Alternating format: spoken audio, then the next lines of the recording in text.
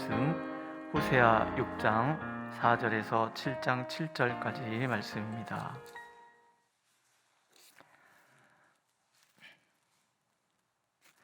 한 목소리로 읽겠습니다. 4절. 에브라임아, 내가 내게 어떻게 하랴? 유다야, 내가 내게 어떻게 하랴? 너의 인애가 아침 구름이나 쉬 없어지는 이슬 같도다. 그러므로 내가 선지자들로 그들을 치고 내 입의 말로 그들을 죽였노니 내 심판은 빛처럼 나오느니라. 나는 인애를 원하고 제사를 원하지 아니하며 번제보다 하나님을 아는 것을 원하노라. 그들은 아담처럼 언약을 어기고 거기에서 나를 반역하였느니라. 길르앗은 악을 행하는 자의 고울이라. 피 발자국으로 가득 찼도다. 강독대가 사람을 기다림같이 제사장의 무리가 세겜길에서 살인을 하니 그들이 사악을 행하였느니라. 내가 이스라엘 집에서 가증한 일을 보았나니 거기서 에브라임은 음행하였고 이스라엘은 더럽혀졌느니라. 또한 유다여, 내가 내 백성의 사로잡힘을 돌이킬 때에 네게도 추수일을 정하였느니라. 내가 이스라엘을 치료하려 할 때에 에브라임의 죄와 사마리아의 악이 드러나도다. 그들은 거짓을 행하며 안으로 들어가 도둑질하고 밖으로 떼지어 노략질하며 내가 모든 악을 기억하였음을 그들이 마음에 생각하지 아니하거니와 이제 그들의 행위가 그들을 애워싸고 내 얼굴 앞에 있도다. 그들이 그 악으로 왕을 그 거짓말로 지도자들을 기쁘게 하도다. 그들은 다 가늠하는 자라. 과자 만드는 자에 의해 달궈진 화덕과 같도다. 그가 반죽을 뭉침으로 발효되기까지만 불 일으키기를 그칠 뿐이니라. 우리 왕의 날에 지도자들은 술의 뜨거움으로 병이 나며 왕은 오만한 자들과 더불어 악수하는도다. 그들이 가까이 올 때 그들의 마음은 간교하여 화덕 같으니 그들의 분노는 밤새도록 자고 아침에 피우는 불꽃 같도다. 그들이 다 화덕같이 뜨거워져서 그 재판장들을 삼키며 그들의 왕들을 다 엎드러지게 하며 그들 중에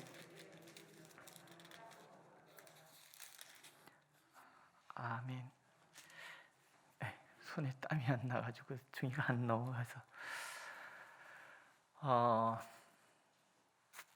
우리가 위선이라는 말을 아시죠?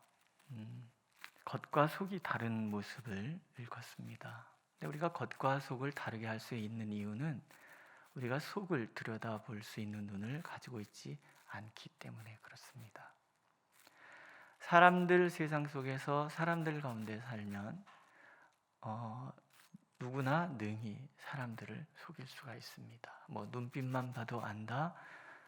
굉장한 내공 아니면 어려운 일이죠. 그래서 우리는 겉과 속이 다른 삶을 살고 있다라는 거죠. 그런데 문제는 하나님도 그러하신가 하는 부분입니다.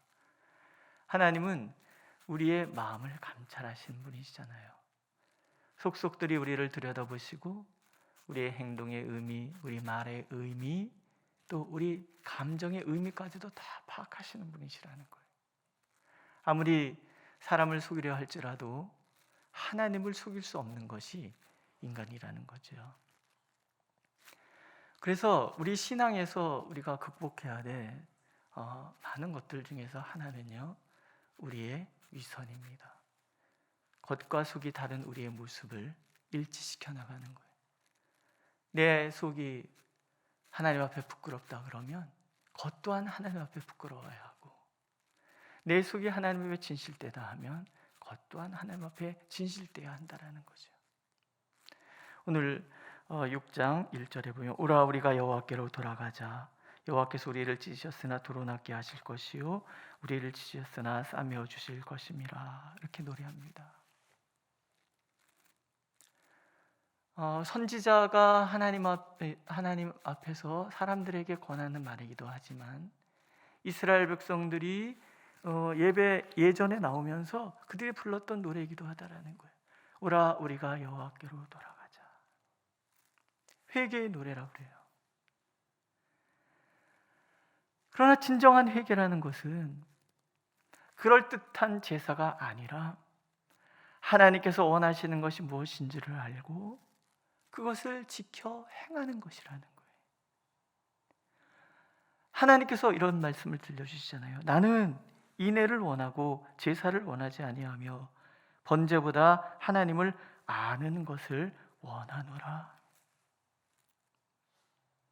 하나님께서 원하시는 것이 무엇인지를 정확하게 알고 그것을 행할 때에 하나님은 그 예배를 복되다 하신다는, 받아주신다는 거예요. 하나님 앞에 나온다는 것은 하나님이 원하시는 것이 무엇인지를 알고 그것을 실천하는 삶을 살아가는 것이라는 거죠. 내가 제사보다 인애를 원하고 번제보다 하나님 아는 것을 원하노라 라는 하나님의 말씀이 의미가 무엇이겠습니까? 참으로 그럴듯하게 제사를 드려요. 형식은 너무나 그럴듯하다. 그런데 정말 중요한 알맹이가 없는 거예요. 제사의 근본 정신, 하나님께서 번제를 드리라고 하시는 그 근본 정신, 결국 죽을 수밖에 없는 인간을 만나주시기 위한, 사랑하시기 위한 하나님의 마음이거든요. 인애의 마음. 그러니까 제사의 핵심은 인애의 마음, 하나님을 사랑하는 마음이고 그 사랑을 가지고 내 형제와 자매를 사랑하는 마음이라는 거예요. 이 마음으로 하나님 앞에 나와서 드리는 예배는 어쩌면 그럴듯하지 않을 수 있어요. 그러나 하나님의 마음을 알고 드리는 예배이기 때문에 하나님은 기쁘게 받으시다는 거죠. 회개라는 것, 돌아선다는 것도 그렇다라는 거예요. 내 입으로만 돌아서는 것을 돌아선다라고 얘기하지 않는다는 거예요. 내 삶이 하나님을 향하고 내 삶이 하나님이 사랑하는 사람들을 향하여 설 때만이, 사랑으로 설 때만이 그것이 진정한 회개라는 거죠. 하나님께서는 당신의 사랑을 이렇게 표현합니다.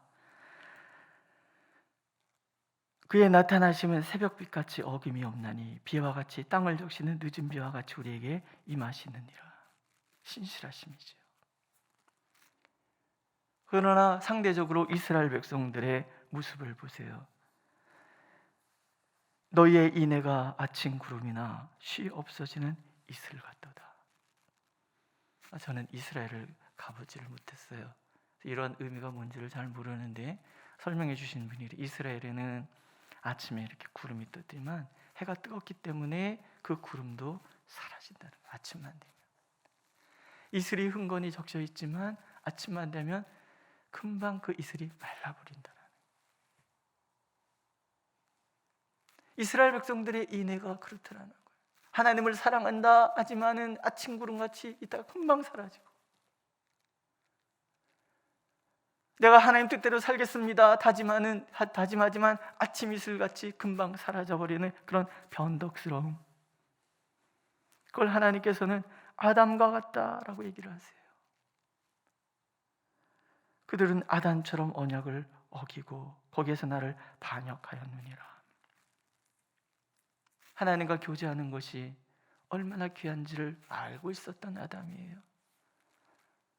근데 선악을 알게 하는 나무의 열매를 따먹으라고 유혹하는 그 사단이 이런 얘기를 들려주잖아요. 너희가 하나님처럼 될 것이다.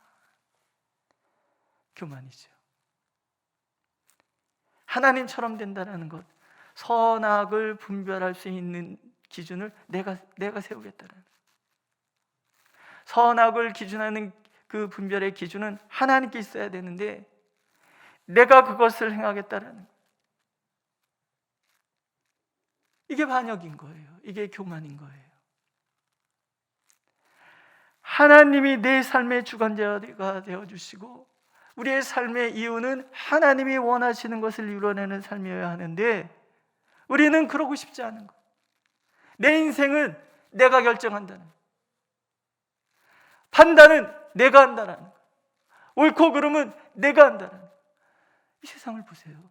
옳고 그름이 자기에게 있는 세상, 결국 끊임없는 분란과 끊임없는 갈등밖에 존재하지 않잖아요.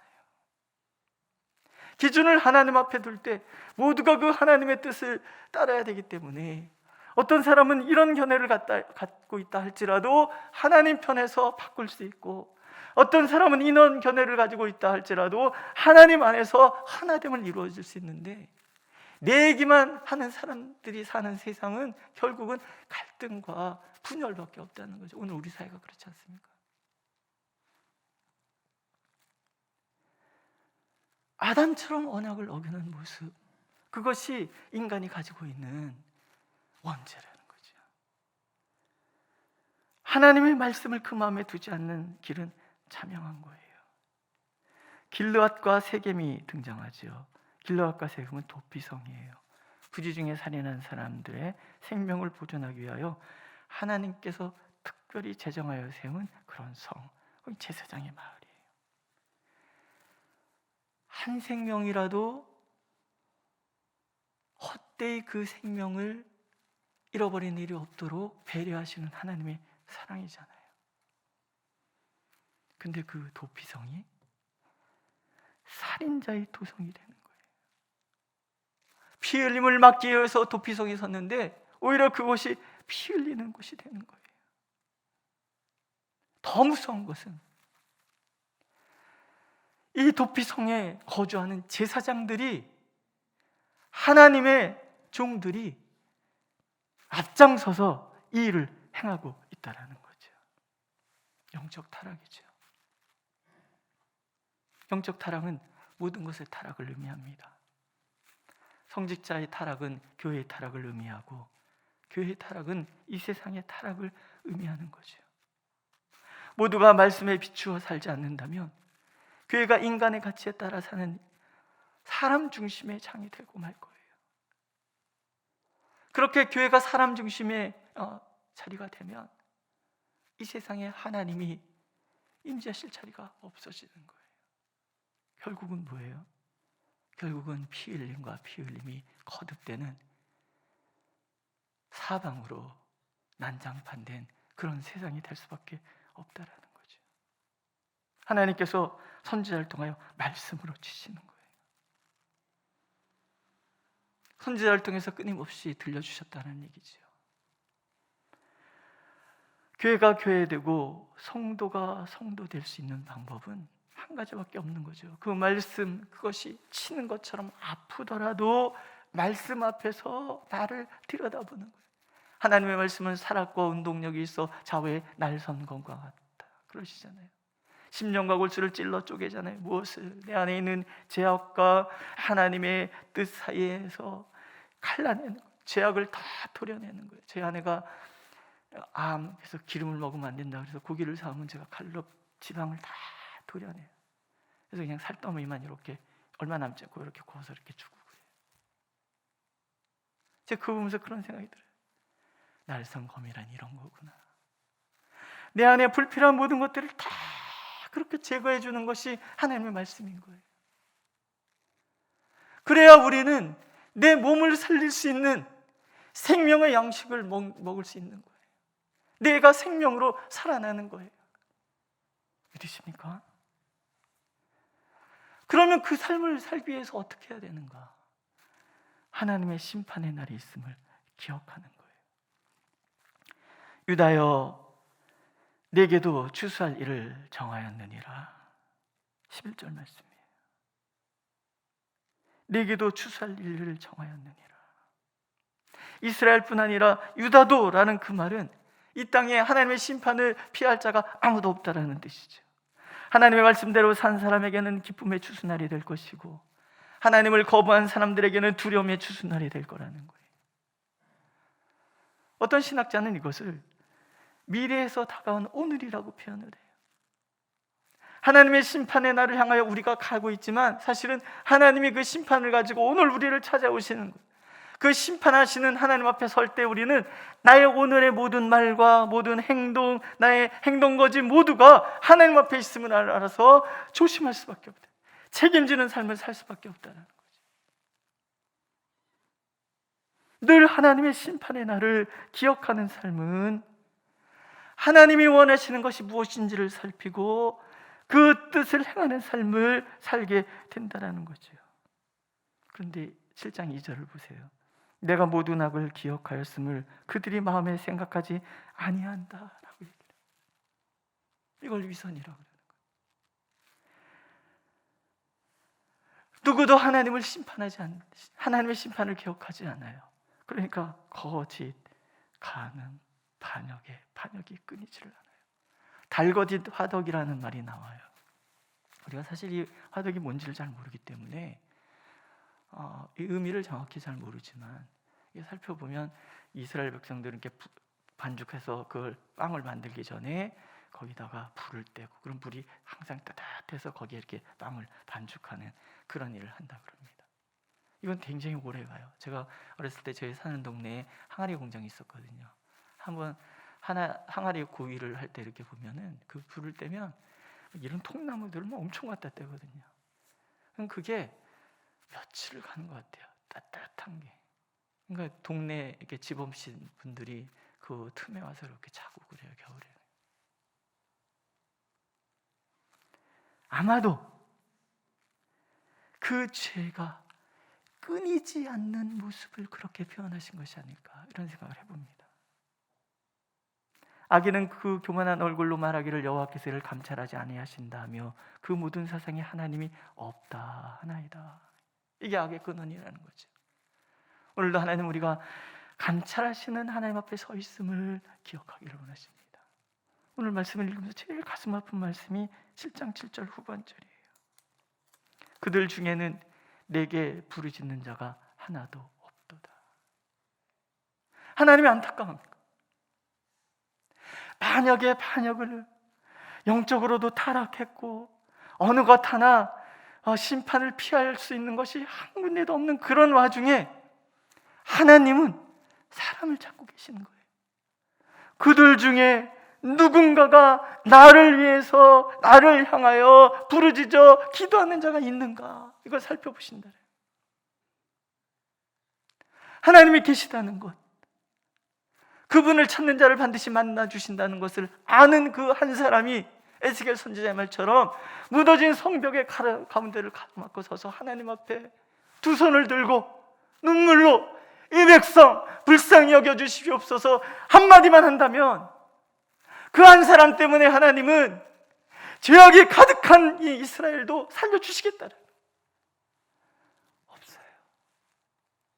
이스라엘에도 없고 유다에도 없는 거예요.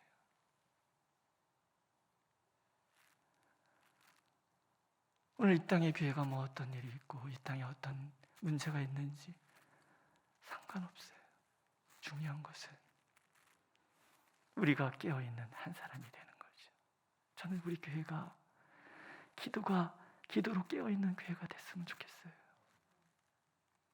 모이면 합심해서 기도하고 흩어지면 골방에서 기도하고, 그래서 이 민족의 무너진 데를 가로막고 서서, 이 민족의 교회 무너진 데를 가로막고 서서 하나님 앞에 부르짖는 한 사람이 우리 성도들이기를 원하고, 제가 되기를 원하고, 우리 교회가 되기를 원합니다. 이게 하나님의 뜻이 아닐까?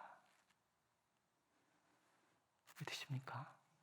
오늘도 하나님과 한 사람을 찾아 하나님의 사랑을 가지고, 인애를 가지고 하나님 앞에 서는 한 사람, 그리고 그 사랑을 가지고 세상을 바라보는 한 사람, 그것이 하나님의 뜻임을 아는 사람, 오늘도 저와 여러분이 그런 사람 되기를 하나님은 간절히 원하고 계십니다. 기도하겠습니다.